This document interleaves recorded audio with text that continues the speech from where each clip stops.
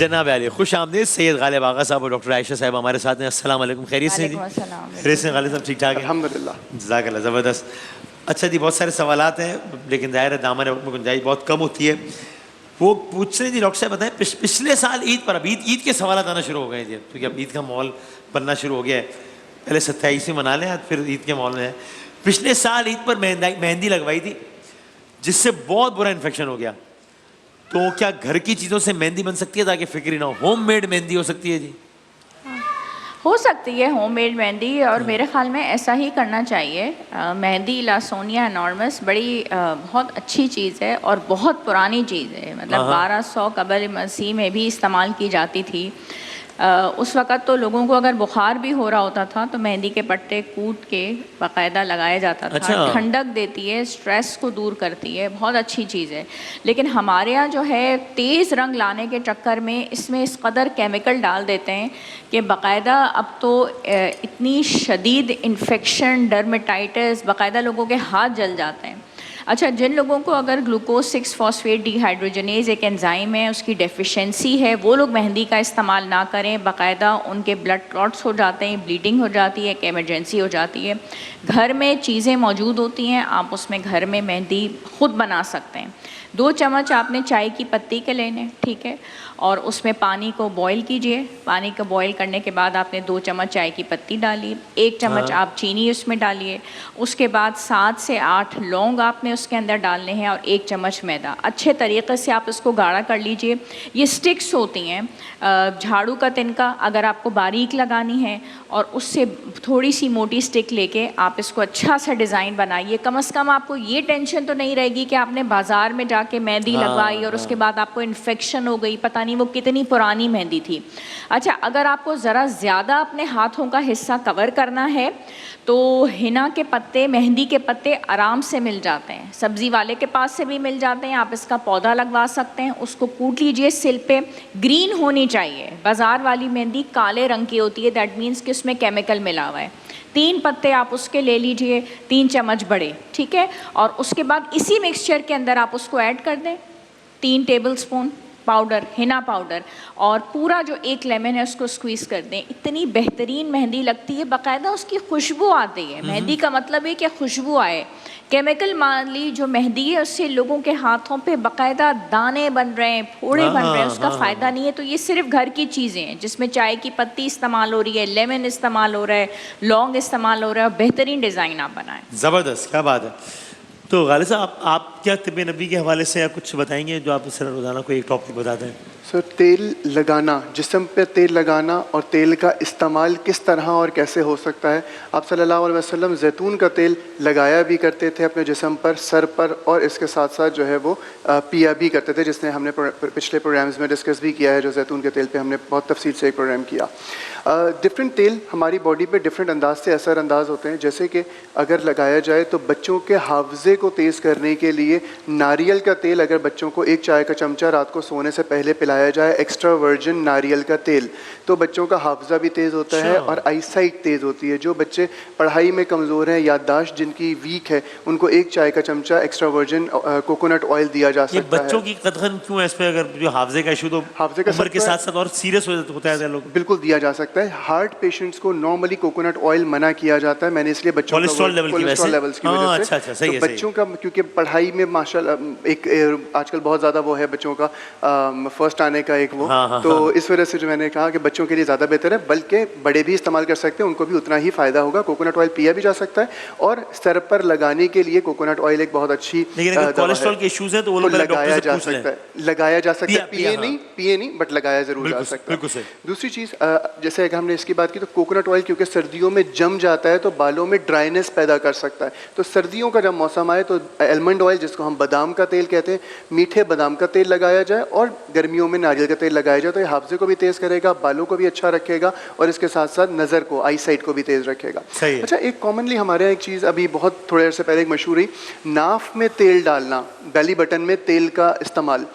आयुर्वेदा कहती है कि बच्चा क्योंकि जब पैदा नहीं हुआ होता, माँ के पेट में होता है, तो जो उसकी नशोनुमा होती है, जितने भी एंजाइम्स और जो एक मेजर उसकी तक़वियत होती है बच्चे की, वो तमाम चीज़ें नाफ के ज़रिए उस तक पहुँचाई जा रही होती हैं अल्लाह की तरफ से, ग़िज़ाइयत और तमाम चीज़ें। तो नाफ ताहयात एक ऐसा एलिमेंट रखती है जो कि इंसान की ज़िंदगी में कहीं ना कहीं उसकी एक खासियत रहती है।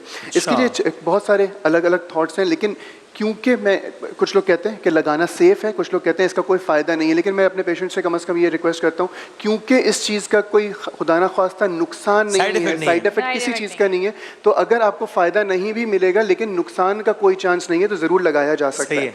इसमें सरसों का तेल 2 से 4 कतरे अगर दिन में 2 मरतबा नाफ में उंगली पे लेके या 2-4 कतरे नाफ में लगाए जाएँ तो वो मसल्स में जो टाइटनेस आ रही होती है, क्रैम्पिंग आ रही होती है, विटामिन B12 की वजह से भी वो भी बेहतर करता है, सर्वाइकल को बेहतर करता है, और इसके साथ साथ बॉडी एक जो हो रहा होता है, थकावट का अंसर बहुत ज़्यादा हो रहा है, वो उसमें भी फ़ायदेमंद होता है। ऑलिव ऑयल अगर लगाया जाए तो वो इंसान के मेटाबॉलिक रेट को तेज़ करता है, हज़म के निज़ाम को बेहतर करता है, डाइजेस्टिव सिस्टम को बेहतर करता है, मैदे के एंजाइम्स को बेहतर करता है।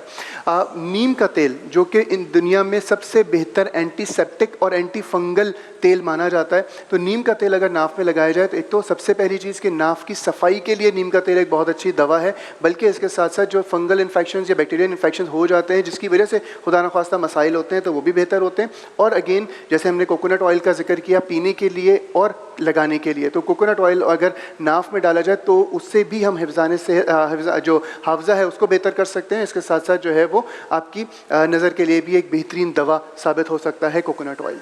ज़बरदस्त, बेहतरीन। अच्छा, अभी सवाल और भी है लेकिन उसको रोकते हुए आखिरी एक कमेंट इस पर ले लूँ आपसे।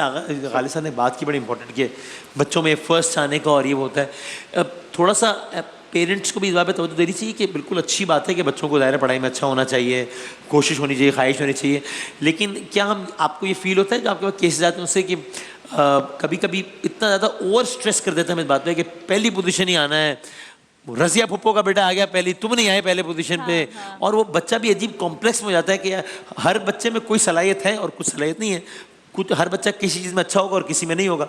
जब हम उसको उसमें मुब्तला कर देते हैं कि यार ये ज़िंदगी मौत का मसला है और अगर तुम फर्स्ट सेकंड थर्ड नहीं आए तो तुम बहुत ही निकम्मे हो और बाकी जो आ रहे हैं वो बहुत ही अक्लमंद है, हम उस पर बड़ा जुल्म नहीं कर रहे होते हैं, बिल्कुल पढ़ाई पे तो जोर दें, लेकिन ये जो एक ज़िंदगी मौत का मसला बना लेते हैं कि बेशक बेटा समझ आ रहा है नहीं आ रहा, रट्टा मार रहा है, कुछ भी कर रहे हैं, लेकिन पहली दूसरी पोजीशन ला यार, क्योंकि यही तेरी काबिलियत का पैमाना है।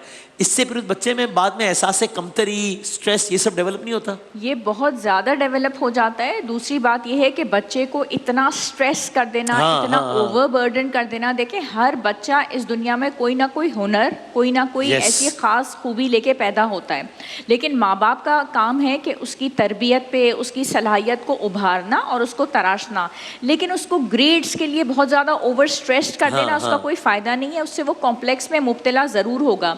अच्छा, ये जो ट्रेंड्स है ना आजकल थोड़े डिफरेंट हो गए हैं, the things have changed now.